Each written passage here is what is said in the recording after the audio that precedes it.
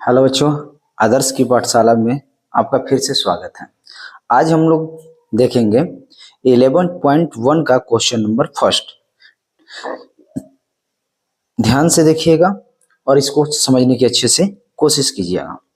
देखिए क्या बोला है कि 7.6 सेंटीमीटर लंबा एक रेखाखंड खींचिए और इसे 5.8 अनुपात में विभाजित कीजिए, दोनों को मापिए।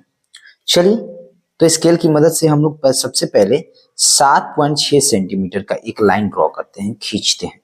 चलिए 7.6 हमने एक लाइन खींचना है। 7.6 7 हो गया, यहां से 6 बिंदु बढ़ जी 7.6 हमने ले लिया कितना 7.6 सेंटीमीटर। आप इसको मान सकते हैं ए और इसको मान सकते हैं बी। अब क्या करना है कि इस लाइन को 5:8 में विभाजित करना है। कितना 5:8 में विभाजित करना है, इस बात को ध्यान में रखना है। तब 5:8 में विभाजित करना है तो आपको करना क्या है, दो तरीका है इसके बनाने का। एक तरीका जो है सबसे आसान है, वही तरीके को लिया जाए।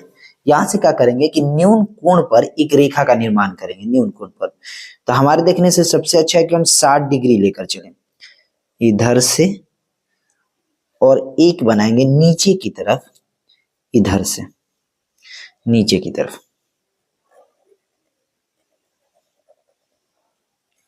याद रखेंगे, इसको घटाएंगे बढ़ाएंगे नहीं, और यहां से रखकर काटेंगे तो ये 60 डिग्री बन जाएगा।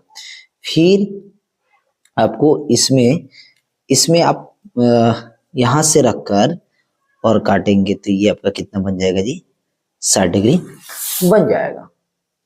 60 डिग्री बन गया। अब 60 डिग्री का मतलब हो गया कि न्यून कोण। न्यून कोण का अर्थ क्या होता है, 90 डिग्री से कम। 90 डिग्री से कम। अब क्या करेंगे, एक रेखाखंड खींचेंगे। चलिए रेखाखंड हमने इसको लिया और इसको मिला दिया। फिर हम क्या करेंगे, बी बिंदु से भी नीचे की तरफ रेखाखंड एक खींचेंगे। ध्यान रखेंगे कि लाइन टेढ़ी मेढ़ी ना हो, एकदम आराम से इसका निर्माण करेंगे। हमने रेखाखंड खींच लिया। अब ध्यान देने योग्य बातें क्या है, थोड़ा उस पर गौर करेंगे। चलिए अब हमको बनाना क्या है, 5:8। हम बी बिंदु से बराबर का चाप लेकर काटते हुए 8 पॉइंट लेंगे और इधर 5 पॉइंट लेंगे। चलिए हम क्या करेंगे, कोई भी एक चाप का निर्माण करेंगे। ये देख रहे हैं ना, इसका डिस्टेंस कोई भी ले सकते हैं आप, स्केल की भी मदद से 1 सेंटीमीटर आप चाहेंगे तो इससे ले सकते हैं। तो इसी से हम लेते हैं और यहां रखकर हम 5 पॉइंट ड्रॉ करेंगे। 1 2 3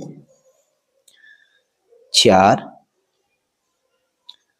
और 5। ये घटने नहीं चाहिए। अब यहां से रखकर इधर की तरफ अब हम काटेंगे। याद रखना कि इसमें 8 पॉइंट आपको लेने हैं। 8 पॉइंट, 1 2 3, ऐसे ही 8 पॉइंट, 4 5 6 7 और एक और अंतिम 8। अब हम क्या करेंगे कि ए बिंदु से A1 A2, ए बिंदु से ऊपर की तरफ क्या लेंगे, लिखेंगे A1 A2 A3 A4 और A5। इधर लेंगे B1 B2 B3 B4 B5 B6 B7 और B8। ये हमने लाइन को 5 इक्वल पार्ट में डिवाइड कर दिया, बराबर बराबर हिस्सों में। इधर लाइन को 8 इक्वल भागों में डिवाइड कर दिया। ऊपर से 5 और नीचे से लेंगे क्या जी 8 और मिला देंगे आपस में। आपस में क्या करेंगे, मिलाएंगे। मिलाएंगे। ये जो लाइन खींचा गया, ए बी लाइन को 5:8 में डिवाइड करेगा। 5:8 में। थोड़ा सा माप कर इसको देख लिया जाए। 7.6 है, ये लगभग 2.5 आ रहा है, 2.5, और इधर आ रहा है आपका लगभग 5। तो हमारा लगभग ये हो गया कि ये 5 है, 2.5 है, तो 5:8 में ये डिवाइड हो गया। इस प्रकार हमारे पहला रचना बनकर कंप्लीट हुआ। हेलो बच्चों, आज हम लोग प्रश्न संख्या 2 को तरफ बढ़ते हैं। देखिए ध्यान से, इस 2 नंबर प्रश्न के संख्या की तरफ बढ़ते समय कुछ बातों का ध्यान रखेंगे। जैसे ये क्या है कि ये एक त्रिभुज की रचना करनी है, उसके अनुरूप एक और समरूप त्रिभुज की रचना करनी है, और संगत भुजाओं का अनुपात 2/3, 3/2, 5/7, 8/9 इस प्रकार से हो सकते हैं। तो कब भुजाएं जो होंगी समरूप त्रिभुज बनाते समय अंदर की तरफ होगी और कब बाहर की तरफ होगी, इसको समझने के लिए इस स्ट्रक्चर को समझ लिया जाए। जब आपका हर बड़ा होगा और अंश छोटा होगा तो ये बनेगा अंदर के तरफ, ठीक है। और जब अंश जो होंगे वो बड़ा होगा, हर छोटा होगा, तो ये बनेगा कहाँ जी, बाहर की तरफ।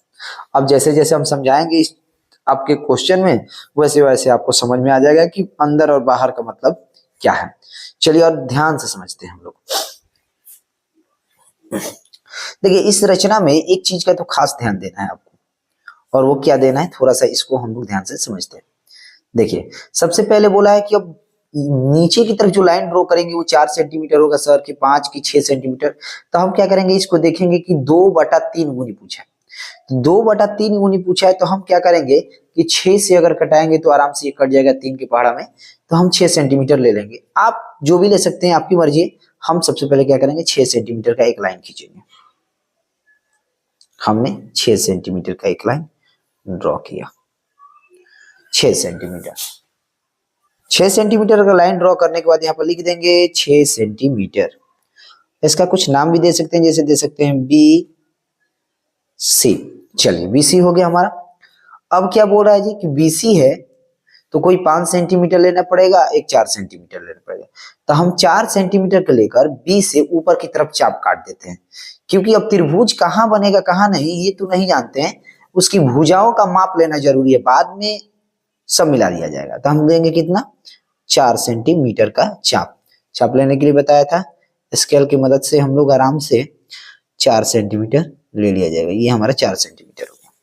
अब हम क्या करेंगे, यहाँ रखेंगे और रखकर ऊपर की तरफ थोड़ा सा डाउन करते हुए काटेंगे 4 सेंटीमीटर। अब ये यहाँ लाइन जाएगी खींचने पर, यहाँ जाएगी कि कहाँ जाएगी ये नहीं पता है, 4 सेंटीमीटर।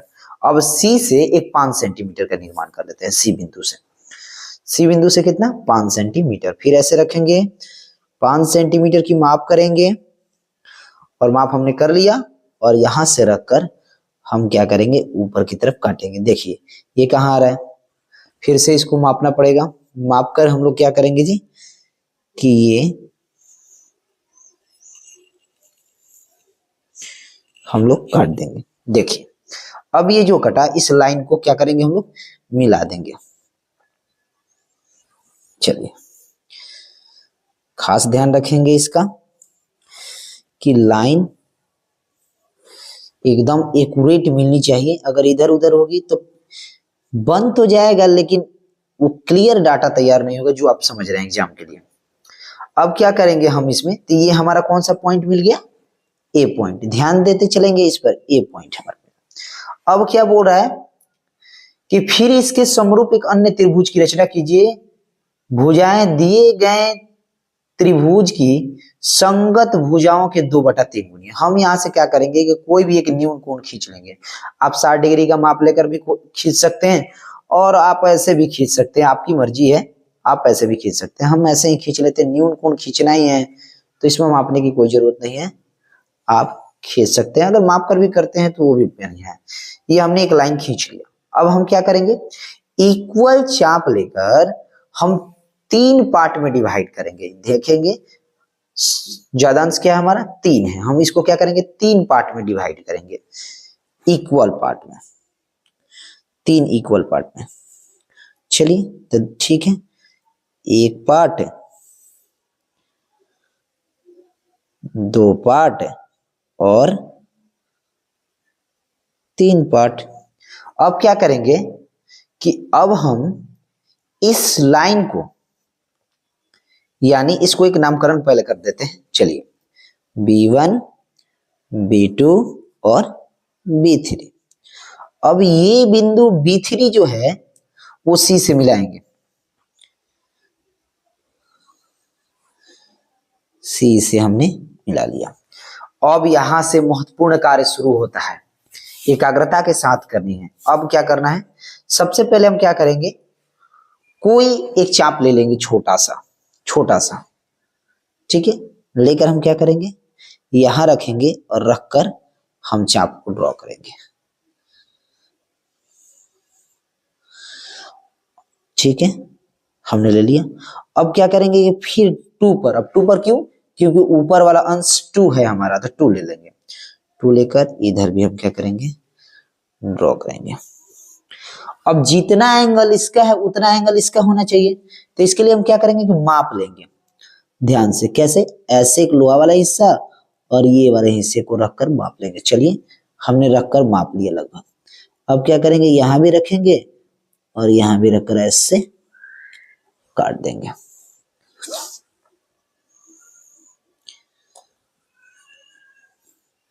ठीक है। अब हम क्या करेंगे कि ये जो कटा हुआ हिस्सा है उसको क्या करेंगे, हम लोग मिला देंगे ऊपर की तरफ। याद रखिएगा, अगर इसका एंगल और इसका एंगल बराबर नहीं होगा तो ये जो आप बना रहे हैं त्रिभुज, जो समरूप त्रिभुज, ये आपके अच्छे नहीं बनेंगे, क्योंकि डिस्टेंस बराबर होना चाहिए, तब जाके हम परफेक्ट 2/3 गुनी में भुजाओं को बांट सकते हैं।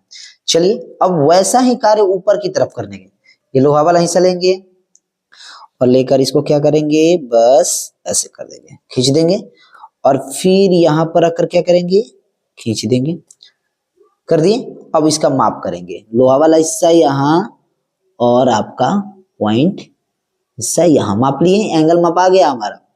अब हम क्या करेंगे, यहां रखकर ऊपर की तरफ काटेंगे।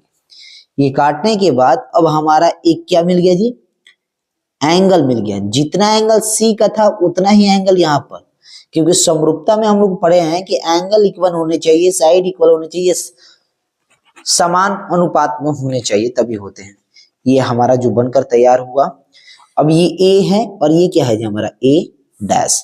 तो हम कह सकते हैं कि त्रिभुज ए बी सी समरूप है त्रिभुज ए डैश बी और यहां पर क्या जी, सी डैश। इस प्रकार से हमारा बनकर तैयार हुआ।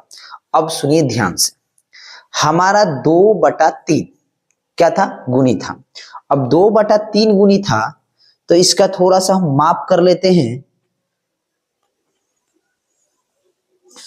2/3 गुनी था तो इसका थोड़ा सा माप कर लीजिए, तो ये आपका माप हो गया 6 सेंटीमीटर है।